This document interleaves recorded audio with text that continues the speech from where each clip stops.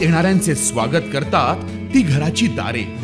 आपले घर, बंगला, ऑफिस, फार्म हाऊस यासाठी सुंदर डिझाईन केलेली jumbo French door, safety door आणि तीही 18 गेज GI सेक्शन मटेरियल वापरून आणि 80 मायक्रॉन पावडर कोटिंग केलेली, संपूर्णपणे मेंटेनन्स फ्री, नजर खिळून राहील असे आकर्षक सर्व प्रकारचे डोर्स मिळण्याचे नाशिक मधील एकमेव नाव शिवाय एंटरप्राइजेस।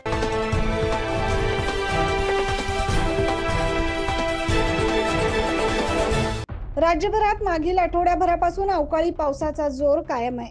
गुरुवारी दुपारच्या सुमारास त्र्यंबकेश्वर तालुक्यात वादळी वाऱ्यासह पावसाने जोरदार हजेरी लावली।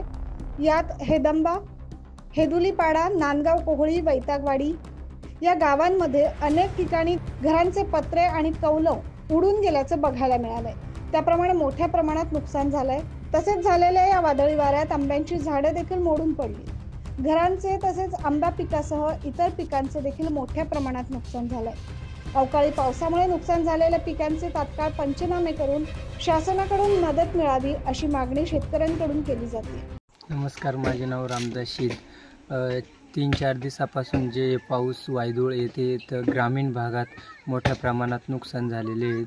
काहींचे घरं उडून गेलेले आहेत, आंब्यांचे आपले जे शेतात लावलेलं होतं ते मळथळं म्हणजे मोठ्या प्रमाणात नुकसान झालेले आहेत। तर शासनाने लवकरात लवकर इकडे लक्ष देऊन त्यांचा पंचनामा करून आणि जी काही नुकसान गरिबांची झालेली ती भरपाई करून दिली पाहिजे। गुरुवारी अचानक झालेल्या अवकाळी पावसाने जोरदार हजेरी लावली, त्यामुळे या परिसरातील सर्वांची धांदल उडाली।